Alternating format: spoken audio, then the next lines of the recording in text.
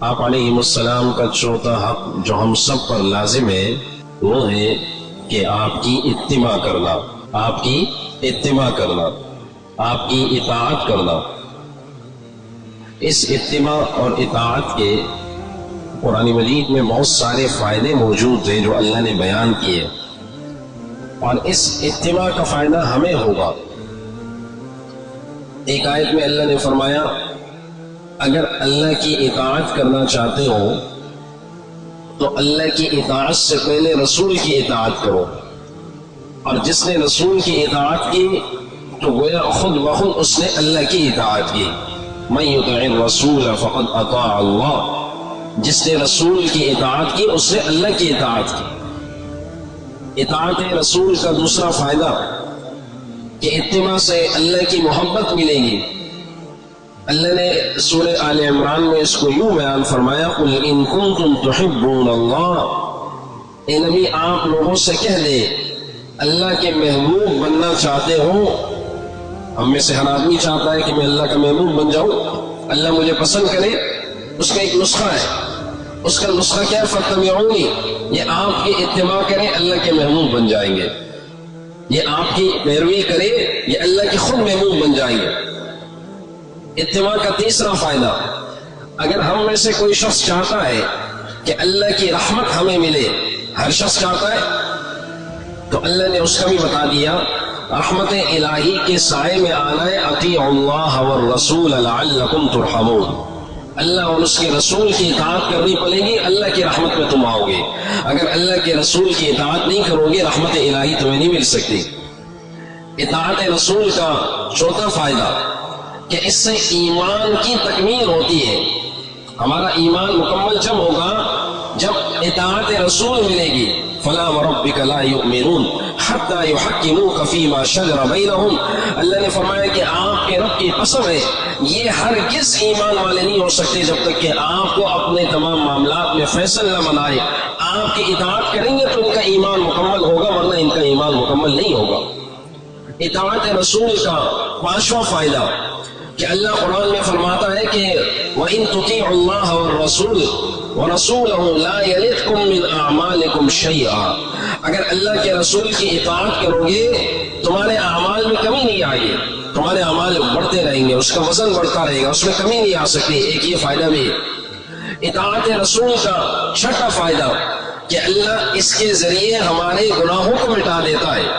اللہ نے فرمایا فاتبعونی یحببکم اللہ ویغفر لکم ذنوبکم، یہ اللہ کے محبوب بھی بنیں گے، ساتھ میں اللہ ان کے گناہوں کو بھی معاف کرے گا۔ تو گویا کہ اگر اللہ کے رسول کی ہم اطاعت کریں گے اس کی وجہ سے اللہ ہماری خطاؤں کو بھی معاف کرے گا۔ اطاعت رسول کا ساتواں فائدہ، کامیابی چاہتے ہو، ہر آدمی کامیابی چاہتا ہے، تو اس کامیابی کا نسخہ کیا ہے؟ اللہ فرماتا ہے وَمَن يُطِعِ اللَّهَ وَرَسُولَهُ فَقَدْ فَازَ فَوْزًا عَظِيمًا، جو اللہ اور اس کے رسول کی اطاعت کرے گا یہ بہت بڑی کامیابی اس کو ملے گی۔ یعنی کامیاب بننا چاہتے ہو تو اللہ کے رسول کی اطاعت کرنی پڑے گی، ورنہ کامیابی نہیں مل سکتی۔ اطاعت رسول کا آٹھواں فائدہ کہ اس کے ذریعے تمہارے اندر اتفاق ہوگا، تمہارے اندر نفرتیں ختم ہوں گی۔ اللہ قرآن میں فرماتا ہے وَأَطِيعُوا اللَّهَ وَالرَّسُولَ وَلَا تَنَازَعُوا فَتَفْشَلُوا وَتَذْهَبَ رِيحُكُمْ وَاصْبِرُوا، کہ اگر تم اللہ اور اس کے رسول کی اطاعت کرو گے تمہارے اندر جھگڑے نہیں آئیں گے اور تمہارے اندر نفرتیں ختم ہو جائیں گی، تم آپس میں ایک دوسرے کے ساتھ محبت سے رہنے لگ جاؤ گے۔ اگر یہ کرنا چاہتے ہو تو تمہیں اس کا یہ فائدہ ملے گا۔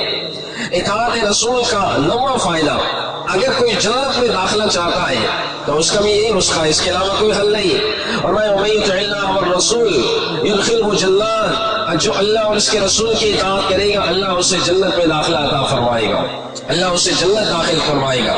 اطاعت رسول کا 10واں فائدہ کہ وَمَن يُطِعِ اللَّهَ وَالرَّسُولَ، جو اللہ اور اس کے رسول کی اطاعت کرے گا، فَأُولَٰئِكَ مَعَ الَّذِينَ أَنْعَمَ اللَّهُ عَلَيْهِم مِّنَ النَّبِيِّينَ وَالصِّدِّيقِينَ وَالشُّهَدَاءِ وَالصَّالِحِينَ۔ صرف جنت نہیں، جنت میں بھی ایسے لوگوں کی رفاقت ملے گی جو انبیاء ہے، جو صدیقین ہے، جو شہداء ہے، جو صالحین ہے۔ یہ چار قسم کے گروہ اللہ کو بہت پسند ہے، انبیاء، صدیقین، شہداء، صالحین۔ ان چاروں کی رفاقت چاہتے ہو، اللہ فرماتے ہیں اس کے رسول کی اطاعت کرو، اس کے رسول کی اطاعت کرو، تمہیں ان چاروں کی رفاقت ملنا شروع ہو جائے گی۔ اطاعت رسول کا 11واں فائدہ کہ رسول اللہ صلی اللہ علیہ وسلم نے ارشاد فرمایا، حوض کوثر پر میرے ہاتھ سے پانی پینا چاہتے ہو تو اس کا ایک ہی نسخہ ہے کہ وہ اطاعت رسول ہے۔ حضرت سالم بن سعد رضی اللہ عنہ فرماتے ہیں کہ آپ نے فرمایا کہ کچھ لوگ حوض کوثر پہ آئیں گے اور فرشتے کہیں گے سحقاً سحقاً، ان کو یہاں سے ہٹاؤ، یہ پینے کے قابل نہیں ہے، ان کو یہاں سے ہٹاؤ، یہ یہاں پر اس کوثر، اس حوض سے پینے کے قابل نہیں ہے۔ آپ فرمائیں گے کیوں؟ وہ وجہ بتائیں گے، ما تدری، کہ آپ کو نہیں معلوم اللہ کے رسول، انہوں نے آپ کے بعد آپ کی اطاعت نہیں کی، آپ کے دین کو بدل دیا، دین کے اندر نئی نئی چیزوں کو ایجاد کیا، آپ کی اطاعت نہیں کی۔ آپ فرمائیں گے سحقاً سحقاً لمن غیر بعدی، ان لوگوں کو مجھ سے دور کر دو جنہوں نے میرے بعد میرے دین کو بدل دیا۔ اب جنہوں نے اطاعت کی ہوگی، علماء فرماتے ہیں اللہ کے نبی اپنے ہاتھوں سے انہیں جو ہے وہ حوض کوثر کا پانی پلائیں گے، اور جس نے حوض کوثر کا پانی ایک دفعہ پیا اسے اس دن کبھی پیاس نہیں لگے گی، اس کی پیاس ہمیشہ کے لیے بجھ جائے گی۔ یاد رکھیے کہ قیامت والے دن یہ جو اللہ شراب کی نہر ہوگی، پانی کی نہر ہوگی، ظاہر ہے ان چیزوں سے دنیا کے اندر شراب سے لوگ لذت حاصل کرتے ہیں، پیاس جو بجھنے والی چیز ہے وہ پیاس حوض کوثر کے پانی سے اللہ بجھائے گا، اور جو ایک دفعہ پیے گا اسے کبھی جو ہے وہ کبھی دوبارہ پیاس نہیں لگے گی، اور اس کا واحد جو سبب ہے اور اس کا واحد جو حل ہے وہ یہی ہے کہ اللہ کے نبی صلی اللہ علیہ وسلم کی اطاعت کی جائے۔ آپ نے ایک روایت میں یہ بھی فرمایا، کل امتی یدخلون الجنہ الا من ابا، میرا ہر امتی جنت میں داخل ہوگا مگر وہ جس سے میرا انکار کیا۔ صحابہ نے عرض کیا، قالوا ومن ابا یا رسول اللہ صلی اللہ علیہ وسلم، یہ انکار کرنے والا کون ہے، یہ کون آدمی ہوگا جو آپ کا انکار کرے گا؟ آپ نے فرمایا کہ جس نے میری اطاعت کی اس نے میری بات مان لی، اور جس نے میری ومن عصانی فقد ابا، جس نے میری نافرمانی کی اس نے گویا میرا انکار کیا، یہ جنت میں داخل نہیں ہوگا۔ تو اطاعت رسول کا فائدہ یہ ہے کہ اطاعت رسول کی وجہ سے اللہ ہمیں جنت میں داخلہ عطا فرمائے گا، جنت میں نبیوں کا ساتھ ہوگا، بلکہ اللہ کے نبی کے ہاتھوں سے حوض کوثر کا جام اللہ ہمیں پلائے گا۔ اسی لیے مولانا مفتی شفیع رحمہ اللہ نے بڑی خوبصورت بات لکھی، کہا دین شوق پورا کرنے کا نام نہیں ہے، دین اہتمام کا نام ہے، یہ شوق پورا کرنے کا نام نہیں ہے۔ ایک آدمی کہے کہ میں اپنا شوق پورا کر رہا ہوں، یہ ہو گیا تو میں یہ کروں گا، یہ شوق پورا کرنے کا نام نہیں، یہ تو پیروی کا نام ہے۔ جیسے آپ کی مسجد میں ایک امام ہے، آپ سب اس کی احترام ہے، ہم سب کی زندگی کا ایک امام ہے جناب محمد رسول اللہ صلی اللہ علیہ وسلم، اگر ہم ان کی پیروی کریں گے تو ہم آگے کامیاب ہوں گے، ورنہ کامیاب نہیں ہوں گے۔ امام سے آگے کوئی جاتا ہے تو اس کی نماز نہیں ہوتی، ہم اللہ کے نبی کی زندگی سے آگے جائیں گے تو ہماری کوئی بات نہیں مانی جائے گی۔ اس کی مثال یہ سمجھیے، جیسے آپ کے شہر میں گوشت آتا ہے اور جب سلاٹر ہاؤس سے نکلتا ہے اس میں سٹیمپ لگی ہوتی ہے، بیرو بیرو آپ نے دیکھی ہوگی، وہ سٹیمپ علامت ہوتی ہے اس بات کی کہ یہ حلال طریقے سے ذبح ہوا ہے، اسے آپ کھا سکتے ہیں، یہ حلال جانور ہے۔ تو ہماری زندگی کے اعمال پہ سنت کی سٹیمپ لگی ہونی چاہیے، اگر وہ لگی ہوگی تو کامیابی ہے، ورنہ کامیابی نہیں ہے۔ اس کی مثال یوں سمجھیے، جیسے ایک عورت کو تیار کیا جا رہا ہو، دلہن بنایا جا رہا ہو، اس عورت کے ہاتھوں میں زیور پہنائے جا رہے ہو اور اس کی سہیلیاں کہیں کتنی خوبصورت لگ رہی ہو اور کتنی حسین لگ رہی ہو، لیکن وہ عورت روئے تو اس کی سہیلیاں پوچھیں آخر کیا وجہ ہے، کس بات میں رونا ہے؟ تو کہنے لگی کہ تمہارے الفاظ کے کہنے سے کیا فائدہ ہے، اصل تو مزہ جب ہے جس کے لیے تیار ہو رہی ہو وہ کہے، تمہارے الفاظ سے کیا فائدہ، اصل تو مزہ جب ہے جب ہم اللہ کے دربار میں جائیں، بھائی میرے پیارے کی سنت کے مطابق یہ عمل کیا تو قبول ہے، ورنہ قبول نہیں ہے، ہمارے اعمال کی کوئی حیثیت نہیں ہوگی۔ اگر ہم اللہ کے نبی کی اطاعت اور اس کی پیروی کے مطابق نہ کریں کوئی عمل قابل قبول نہیں ہے، یہ ذہن میں رکھیں۔ انس رضی اللہ تعالیٰ عنہ کی روایت ہے، فرماتے ہیں کہ جناب رسول اللہ صلی اللہ علیہ وسلم نے ارشاد فرمایا، ایک لمبی روایت ہے جو آپ نکاح کے خطبے میں بھی سنتے ہیں، فمن رغب عن سنتی فلیس منی، جو میری سنت سے اعراض کرے گا اس کا مجھ سے کوئی تعلق نہیں ہوگا، یہ مجھ سے نہیں ہے۔ ایک ایسی محبت ہے کہ ایک آدمی کہے میں محبت کرتا ہوں اور جب عمل کی بات آئے تو عمل کی بات میں وہ پیچھے ہو۔ نقش قدم نبی کے جنت کے راز سے اللہ سے ملاتے ہیں، سنت کے راز سے، اللہ سے تو سنت کے راز سے ہی ملائیں گے، اس کے علاوہ حل نہیں ہے۔ حضرت عمر رضی اللہ تعالیٰ عنہ چھری منگوائی اور منگوانے کے بعد اپنی ایک آستین اس چھری سے کاٹنے لگے، کپڑے کی جو آستین ہوتی ہے اسے کاٹنے لگے۔ وہ آستینوں کو جب حضرت نے چھری سے کاٹا تو ظاہر ہے ایک چیز جو کینچی سے کاٹی جائے وہ برابر ہوتی ہے، جو چھری سے آپ اسے کپڑے کو کاٹے تو ظاہر ہے وہ ٹیڑھی ہوگی، عجیب سا لگے گا۔ تو آستین سے جب چھری سے ان آستینوں کو کاٹا تو کسی نے کہا، امیر المومنین آپ پہلے ہی کہہ دیتے تو کینچی لے آتے، یہ کتنی بدنما لگ رہا ہے۔ تو امیر المومنین نے فرمایا کہ مجھے آستین کے بدنمائی کا خوف نہیں ہے، نہ اس نیت سے اسے کاٹا ہے کہ اچھا لگے گا یا برا۔ میں نے تو ایک دفعہ جناب نبی کریم علیہ السلام کو دیکھا، آپ چھری سے آستین کے اس حصے کو ٹھیک کر رہے تھے، مجھے وہ بات یاد آئی، میں نے آپ کی سنت کی اتباع میں یہ عمل کیا۔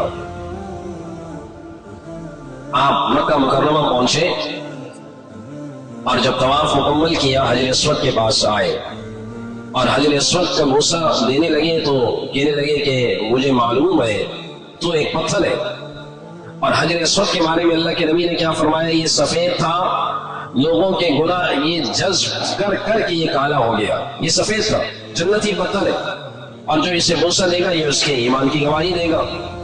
تو آپ نے اسے بوسہ دیا اور بوسہ دیتے اور فرمایا کہ مجھے پتا ہے نفع نقصان تو نہیں دے سکتا، اگر میں اللہ کے نبی کو تجھے بوسہ دیتے ہوئے نہ دیکھتا تو زندگی بھر کبھی بوسہ نہیں دیتا، لیکن چونکہ میں نے اللہ کے نبی کو دیکھا تھا اس لیے اللہ کے نبی کے اتباع میں ہی بوسہ دے رہا ہوں، ورنہ تجھے کبھی بوسہ نہ دیتا۔ اللہ کے نبی کی پیروی میں وہ کرتے تھے، اس کے علاوہ ان کی کوئی نیت نہیں تھی، ایسا عشق تھا، ایسی محبت تھی اللہ کے نبی سے۔ حضرت عبداللہ ابن عمر رضی اللہ تعالی عنہ فرمانے لگے، ایک دفعہ مدینہ منورہ سے مکہ مکرمہ آ رہے تھے، ان کے ساتھ کچھ ساتھی اور بھی تھے، جلیل القدر صحابی ہے عبداللہ ابن عمر رضی اللہ عنہ، یہ معمولی صحابی نہیں ہے، ان کی تدفین بھی مکہ مکرمہ میں۔ تو راستے میں انہوں نے کچھ نشانیاں رکھی تھی، پتھر رکھے تھے، اور کہیں پر ویسے بیٹھ جاتے تھے ان پتھروں پہ، اور کہیں پر ایسے بیٹھ جاتے تھے جیسے کہ ان کو کوئی حاجت پیش آ رہی ہو، لیکن حاجت نہیں کرتے تھے، ویسے بیٹھ کے تھوڑی دیر آ جاتے تھے۔ وہ کچھ مقامات ایسے تھے کہ ساتھیوں نے آخر پوچھا یہ کیا کر رہے ہیں آپ، یہ ایسا کیوں کر رہے ہیں؟ تو عبداللہ ابن عمر رضی اللہ تعالیٰ عنہ نے فرمایا کہ میں نے مدینہ منورہ سے جب آپ علیہ السلام کے ساتھ ہم حدیبیہ کے لیے جب ہم یہاں سے روانہ ہو رہے تھے مکہ مکرمہ کے لیے، اور میں آپ کے ساتھ سفر میں تھا، تو اللہ کے نبی جہاں جہاں رکے میں نے وہاں پتھر نشانی کے طور پہ رکھا ہے۔ اللہ کے نبی نے جہاں جہاں جو جو کچھ کیا میں وہاں وہ کچھ کرتا ہوں۔ اللہ کے نبی یہاں پر رکے تھے میں وہاں رک جاتا ہوں، اللہ کے نبی نے یہاں پر حاجت کے لیے رکے تھے میں یہاں رک جاتا ہوں، اگرچہ مجھے حاجت نہیں ہوتی لیکن میں یہاں رکتا ہوں، اور اللہ کے نبی مجھے یاد آتے ہیں۔ آپ کی اتباع میں، آپ کی پیروی کے اندر میں یہ کرتا ہوں، اس کے علاوہ کوئی اور شوق نہیں ہے۔ یہ محبت تھی، یہ اتباع تھی۔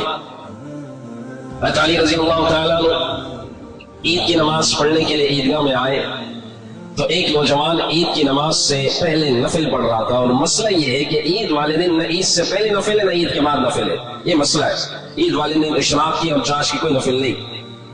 تو آپ نے اس نوجوان کو بلایا اور کہا کہ یہ کیا کر رہے ہو، عید کی نماز ابھی ہونے والی ہے، تم یہ کون سی نماز پڑھ رہے ہو؟ کہنے لگا میں نفل پڑھ رہا ہوں۔ آپ نے فرمایا کہ یہ نفل نہیں پڑھنے چاہیے تمہیں۔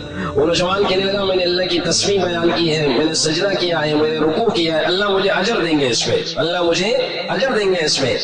تو علی رضی اللہ تعالیٰ عنہ نے فرمایا کہ اللہ تمہیں تسبیح پر، رکوع سجدے پر اجر تو ضرور دیں گے، لیکن مجھے خطرہ ہے کہ اللہ کے نبی کے اتباع کے خلاف کیا، اس پر تمہیں سزا بھی دیں گے۔